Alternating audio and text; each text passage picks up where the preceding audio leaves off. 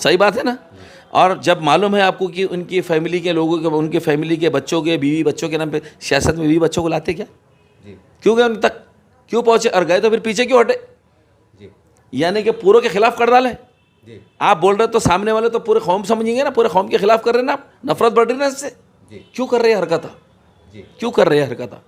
आपने, मैं पहले भी कह चुका हूँ कि इनको कैडर बेस यानी कि मूवमेंट में काम करना, जिस तरीके से सियासी तौर पर एक जिम्मेदार प्रदेश अध्यक्ष का काम होता है, ये छू के भी नहीं गुजरा इनको। मैं खुले तौर पे कह रहा हूँ, छू के भी नहीं गुजरा कभी इनको।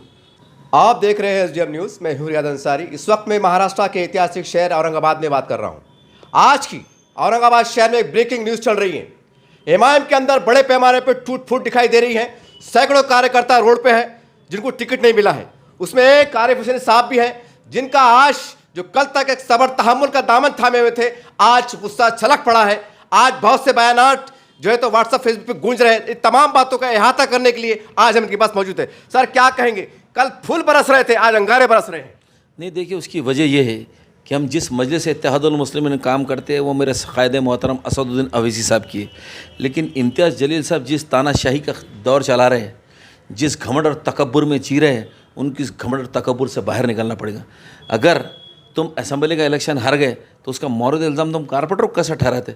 और मैं तो कहूँगा अब इस वक्त पे कि अल्लाह तबारक ताला ने बहुत सही इंसाफ किया जो इनको शिकस्त फाश हो गई, वरना नहीं मालूम के हाथ से कौन कौन सी तबाही होने वाली थी। आप पूरों को इस्तेमाल करते, पूरे लोगों को आप बिल्कुल बंधुआ मजदूर बना के काम करके लेते, और जब वक्त देने का आता और जब टिकट देने का टाइम आता तो आप सौदेबाजी शुरू कर देते। और उसके बाद में आज सुबह जब उनसे सवाल तलब किया गया था तो कहते कि तमाम कारपोरेटर गद्दार है और ये गद्दारों ने मिलकर मेरे को हराया है। किस घमंड में जी रहे तुम? क्या तनख्वाह दे रहे थे क्या आप हमको? क्या हम आपके ग़ुलाम थे? इसलिए आज हमारा गुस्सा फूट पड़ा है। हम सुबह तक उनके साथ, उनके हक़ में वफादार थे। क्या हमको सवाल करने का भी इख्तियार नहीं है? आप हमारा टिकट आपकी कलम से काट रहे, इंसाफ नहीं कर सकते तो बताना तो पड़ेगा ना, इंसाफ क्यों नहीं कर पा रहे आप? सर, आपके बहुत से वीडियो में आरोप लग रहे हैं। अभी मैं जस्ट आपसे इंटरव्यू लिया था थोड़ी देर पहले, उसमें खुले तौर पे आरोप लगा है कि पैसों का लेन देन हुआ है। इतना बड़ा आरोप, इतनी बड़ी बात आप कैसे कह सकते हैं? मेरी आप बात बताइए कि आप खैसर का अल्तमश कॉलोनी का जो प्रभाग है जी, उस प्रभाग के अंदर आपने सोहेल कुरैशी साहब नाम के इंसान को आपने टिकट दिया है जी। 2 महीने से अफवाहें गश्त कर रही है कि वो इंसान करोड़ों रुपए तक देने को तैयार है टिकट के लिए, और हमारी पार्टी के कुछ दलाल ले आके तुमसे सौदेबाजी करा रहे। आप उसको टिकट दे रहे और साथ में जिसको टिकट दिया लेडीज़ में कह रहे कि उसको भी पैसे लगा, उसको जीता। उसी के साथ साथ खदीर मौलाना साहब का जो फर्जंद है उसामा, उनका तो पार्टी से कोई लेना देना था। और जिस वक्त हमने आपको उनको पार्टी में ले बोले तो आप तो बड़े गुस्सा, और वो बता रहे थे कि ये बुज़दिली के है, ये हम ऐसा नहीं करते। अरे भाई, मत इत्तेहादुल मुस्लिमीन का हम दुआई दे रहे। आज कैसे पार्टी में आ गए हो? दूसरे वो इनूस पटेल हरसुल से आज कैसे पार्टी में आ गए हो?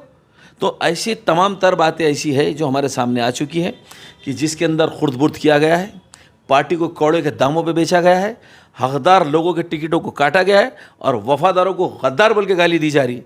क्यों बर्दाश्त करेंगे जी? हम क्यों बर्दाश्त करेंगे? हम असद अवैसी साहब के पासदार हैं, हम कायद मोहतरम के पावदार, उनके मजलिस के हम।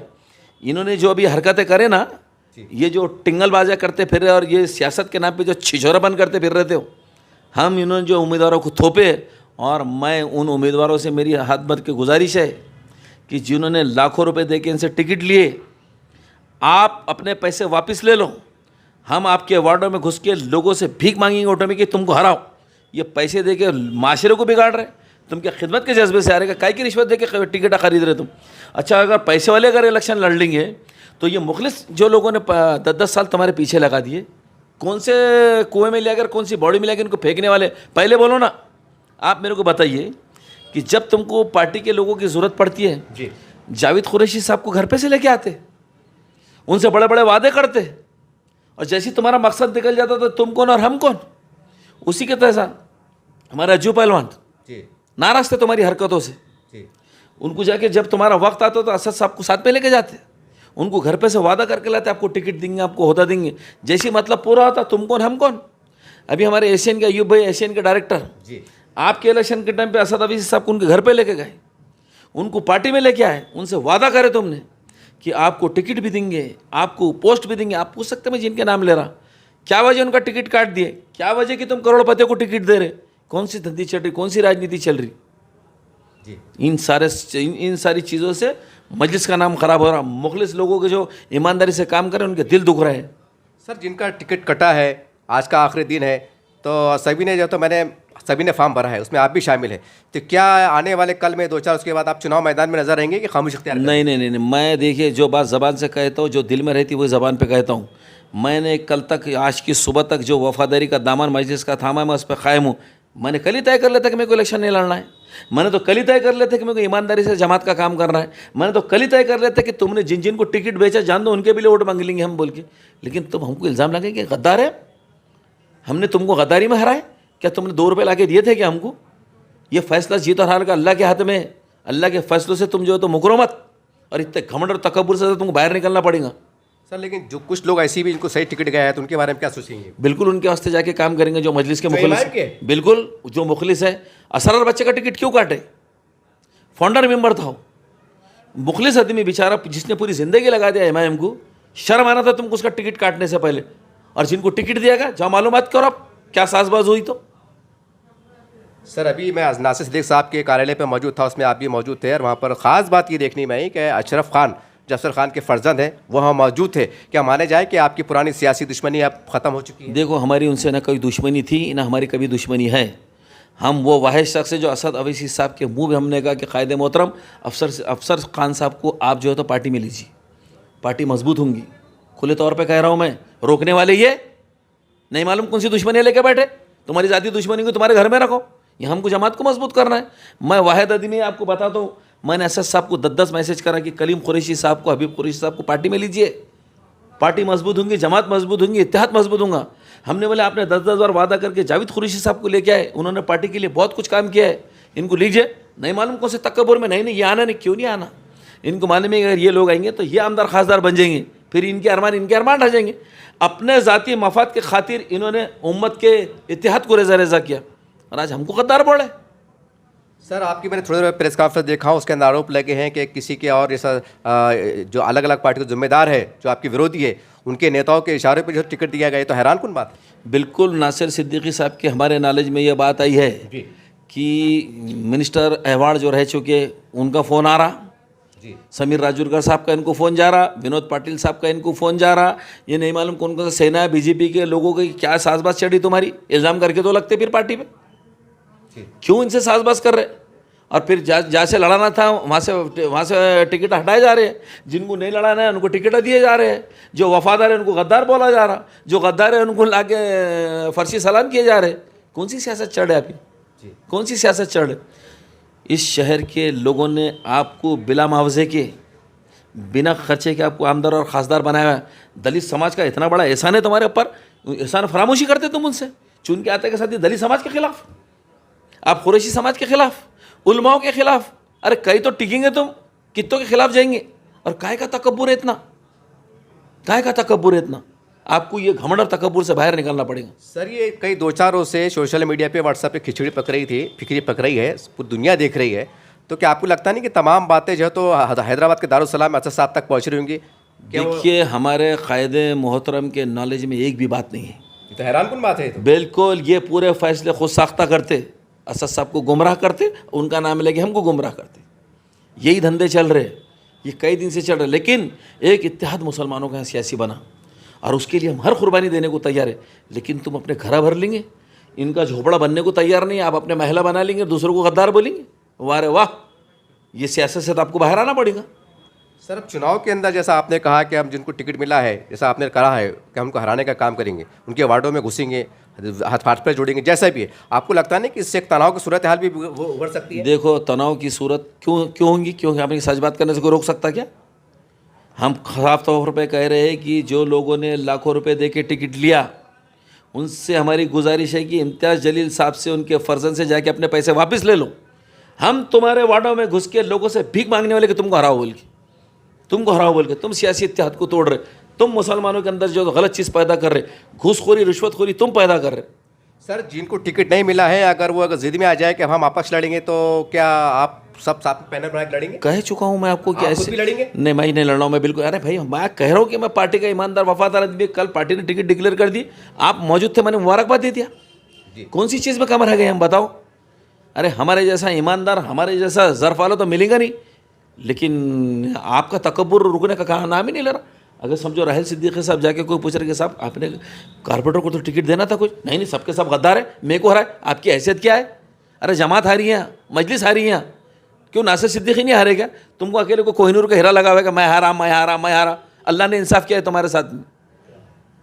सर जैसा आरोप लगते हैं फिर एमआईएम के ऊपर कि बीजेपी की टीम है, ये तमाम जो गठबंधन जो अंदरूनी बातें जैसा आप इजहार कर रहे हैं, क्या माना जाए कि ये वाकई जो लोग आरोप लगाते थे उनकी बात में कुछ सच्चाई थी या आरोप? देखिए मुंबई के अंदर आपने देखा जी, मुंबई के प्रदेश अध्यक्ष ने, जी, कार्य अध्यक्ष ने, जी, इनके वहाँ जाने के साथ ही जैसे ही वहाँ से मुंबई से औरंगाबाद आए, यहाँ से बैठ के घर में से लिस्ट डालते हुए बेचारे ने इस्तीफ़ा दे दिया। यानी कि तुमसे जिम्मेदार आदमी से तय करके अरे 10 नाम ये बाजू रख दे रहे और वाटा घाटी वाले 10 नाम डिक्लेयर कर दे रहे, वो ज़र्फ वाला आदमी बेचारा इस्तीफ़ा दे के चलेगा। आप जाके देखो धुलिया का क्या हाल हो गया। और सबसे अहम बात, औरंगाबाद डिस्ट्रिक्ट के अंदर अभी जो है तो नगर निगम के इलेक्शन हुए, एक सीट जीत के नहीं आई, एक सीट नहीं जीत के आई। काय के प्रदेश अध्यक्ष है आप? क्यों प्रदेश अध्यक्ष की कुर्सी से चिपके रहना चाह रहे हैं आप? अरे तुमसे हो नहीं रहा, तुम संगठन चला नहीं सकते। मैं दावे के साथ बोल रहा हूँ, संगठन क्या है, उसका काम कैसा होता है, कैडर पे कैसा काम होता है तुमको मालूम नहीं है। सिर्फ हसद जलन, जो आदमी आगे बढ़ा उसके पैर खींच लूँगा। उसको तुमको लग रहा है कि नासिर सिद्दीकी साहब को जी के साथ में शहर के लोगों की पूरी हमदर्दी है जी और नासिर सिद्दीकी साहब को लोग दिल से चाहते हैं जी। यकीन मानो, मैं खुले तौर पे कह रहा हूँ कि नासिर सिद्दीकी साहब से ये बहुत हसद और जलन रख रहे हैं कि ये इतना फेमस पॉपुलर कैसा हो जा रहा है। कल को ये मेरे मद्दे मुखालिफ आ जाए तो मैं आमदार नहीं बनूंगा। ज़मीर खादरी को लोग चाह रहे हैं, अयूब जागीरदार साहब को लोग चाह रहे हैं, आरिफ हुसैन को चाह रहे हैं, अबुल हसन को चाह रहे हैं, फिरोज़ खान को चाह रहे हैं। तो इनको हसद की आग में चल रहे बस कि कल को अगर ये आमदार के टिकट मांगेंगे तो फिर मेरा क्या होगा। देखो अल्लाह तबारक ताला नियतों पर फैसले करता है और यकीनन तुम्हारी नियत और इरादे गलत थे, बल्कि अल्लाह ने तुमको नाकामी से हमकिनार किया। सर कल ही मैंने आपका एक इंटरव्यू कवर किया था और आपने बड़ा दावा किया था कि एमआईएम जो है तो बहुत बड़ी पार्टी, लेजिस पार्टी बन के उभरेंगी। अब आप क्या कहते हैं? देखिए हम आपको कह चुके हैं कि जिनको जो पार्टी के वफादार है, जिनको पार्टी को टिकट गए, जिसमें गिनती चुनती की जाए, मेरे कहूँगा वो मतीन बेचारा सादत नगर का जी मुखलिस आदमी है जी जिसको टिकट गया।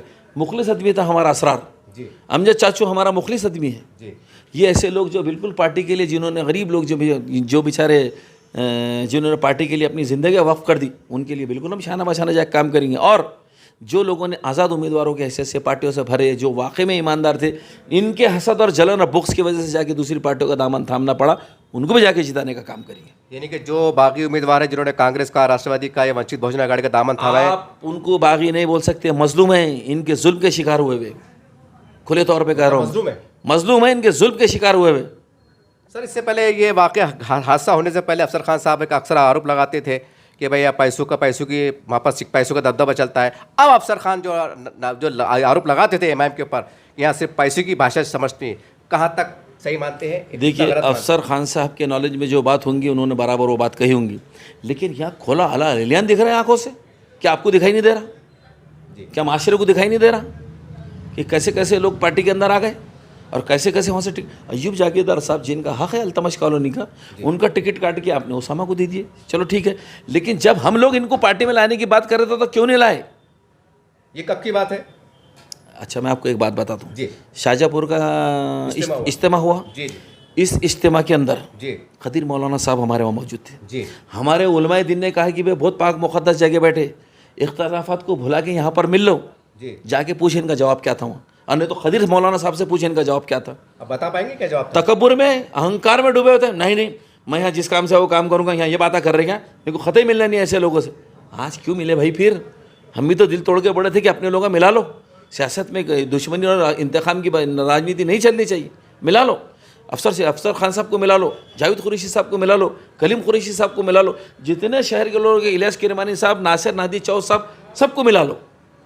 सर जैसा आपने कहा है कि हम जो है तो जितने दूसरे लोग, जैसे मजलूम कहा आपने, या जो भी कलीम कुरैशी साहब का भी नाम लिया, अफसर खान साहब का नाम लिया, कि चुनाव मैदान में एक आपका जो एक रुआबदार एक भाषण होता है, तकरीर होती है कि अफसर खान साहब के स्टेज से, कलीम कुरैशी साहब के स्टेज से, जैसे आपने कहा कि हम चुना के जिताने का काम करेंगे, कि उनके स्टेज पे आपके भाषण नजर आएंगे? इनके मद्दे मुकाबिल अगर पैसे दे के किसी को टिकट दिया गया है तो हम पहले कह चुके कि उनको हराने का काम करेंगे। उनके स्टेज पे चढ़ेंगे आप? बिल्कुल, क्यों गिरफ्त करेंगे जी? ये बेचारे का समाज का काम नहीं कर रहे क्या? बताओ ना मेरे को। तुम्हारा दुश्मन, अच्छा जाति झगड़े चल रहे तुम्हारे, इससे पार्टी को और हमारा क्या लेना देना? बताइए आप मेरे को, जी क्या लेना देना? क्यों आप अफसर खान के ज़ाती मामलात में जा रहे हैं? बोलिए ना, क्यों कलीम कुरैशी साहब से क्या, कलीम कुरैशी ने आपका क्या बिगाड़ा? मैंने असद साहब को मैसेज डाला, खुले तौर पे करो। नहीं, मैं आपको बताता हूँ कब डाला मैंने, मैं आपको खुले तौर पे बताता हूँ। मैं कोई झूठ बात करता नहीं और गंदी राजनीति मेरे को आती भी नहीं और मैं करता भी नहीं। आप खुद देखेंगे, आप बिल्कुल हाजिर नाजिर जान के लोगों को बताना आपने। ये देखिए, ये नाम है क़ायद मोहतरम असद अवैसी साहब। पढ़िए आपकी क्या लिखा हुआ है। सदर मोहतरम औरंगाबाद में जमात की मजबूती के लिए कलीम कुरैशी साहब को जमात में शामिल करना बहुत ज़रूरी है। ये मैंने कब डाला? 14 दिसंबर 2024 को डाला। ये साहब ने पढ़ लिए। ऐसे ही मैं आपको बताता हूँ, मैंने जावेद कुरैशी साहब के ताल्लुक से डाला, साहब इनको जमात में ला लो। मैंने ऐसे ही डाला कि साहब, हाँ बिल्कुल डाला, क्यों नहीं डालूंगा भाई। मैं को आप बताइए, इन्होंने समाज का क्या बिगाड़ा? समाज का काम कर रहे? नहीं, समाज का काम कर रहे। जावेद कुरैशी साहब समाज का काम नहीं कर रहे क्या? कलीम कुरैशी साहब नहीं कर रहे क्या? अरे आपकी जाती दुश्मनी क्यों इतना हसद भाई?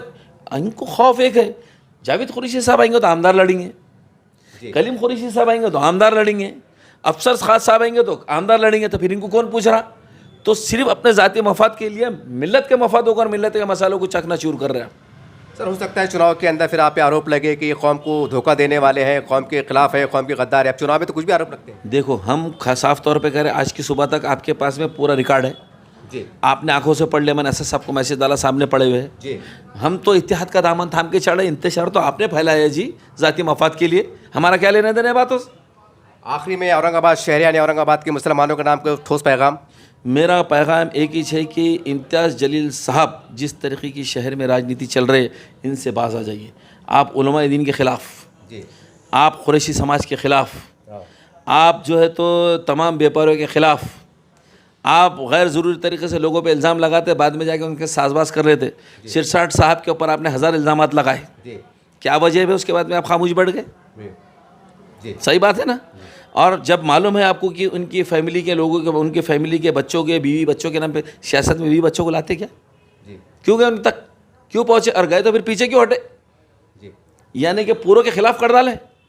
आप बोल रहे तो सामने वाले तो पूरे कौम समझेंगे ना, पूरे कौम के खिलाफ कर रहे हैं ना, आप नफरत बढ़ रही है ना इससे। क्यों कर रहे हैं हरकत? क्यों कर रहे हैं हरकत? आपने, मैं पहले भी कह चुका हूँ कि इनको कैडर बेस यानी कि मूवमेंट में काम करना, जिस तरीके से सियासी तौर पर एक जिम्मेदार प्रदेश अध्यक्ष का काम होता है, ये छू के भी नहीं गुजरा इनको। मैं खुले तौर पे कर रहा हूँ, छू के भी नहीं गुजरा कभी इनको।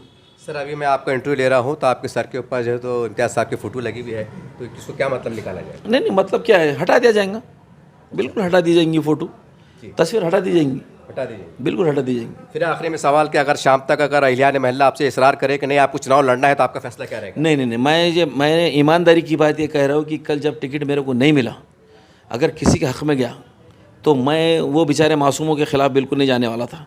मैंने अपने दिल की बात पूरी खुले तौर पे आपको भी कहा, जितने चैनल वाले सबको कहा।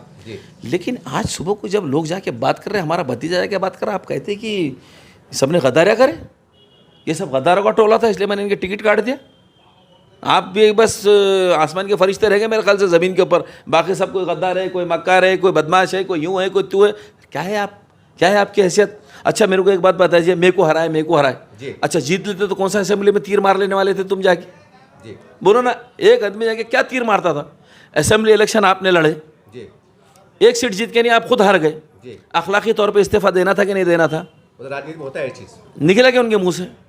चिपक के रहना चाह रहे, चिपक के, कि तो लोगों के साथ नाइंसाफ़ी करना है, उनके साथ जुल्म जबर करना है, अपनी हसद और जलन को निकालना है। अरे आप हार गए, जीत और हार के फैसले अल्लाह करता, समझो इस बात को। किसी के हाथ में नहीं है किसी को जिताना और हराना, मेहनत काबिश कर सकते हम। डे 1 से लेकर तो आखिरी तक हमने काम करें, बाद में हमको तमगा दिया जा रहा है कि हम गद्दार हैं। कैसा बर्दाश्त करेंगे बताओ आप मेरे को इस बात? देखिए, इस तरह से आपने देखा आरिफ हुसैन साहब से हमारी मुलाकात हुई। आज फिर शहर में जो हवाएं, जो बातें गर्दिश कर रही थी, उसी पस मंज़र में मैंने उनसे गुफ्तगू किया हूँ। अभी तमाम बातें, इस्लामात कहिए, सच्चाई कहिए, जो भी कहिए, ये तमाम बातें जनता की अदालत में है, जनता जनादार होती है। और याद रखिए, तमाम पार्टी में पहले भी कहता, हमेशा कहता हूँ कि पार्टी और टिकट से बड़ी जनता होती है, क्योंकि जनता बनाती है पार्टी को बड़ा, जनता बनाती है टिकट को बड़ा, जनता बनाती है लीडर को बड़ा। बहरहाल आपकी अदालत में आपको तय करना है कि आने वाले दिनों में आपको क्या फैसला करना है। बहरहाल ये बात तय है कि आने वाले दिनों में राजनीति के अंदर बड़े निर्णायक फैसले हो सकते हैं, बड़ा उथल पुथल हो सकता है। ये भी देखने वाली बात और बड़ी दिलचस्प बात रहेगी। देखते रहिए आप दिन में चैनल। जय हिंद, जय महाराष्ट्र।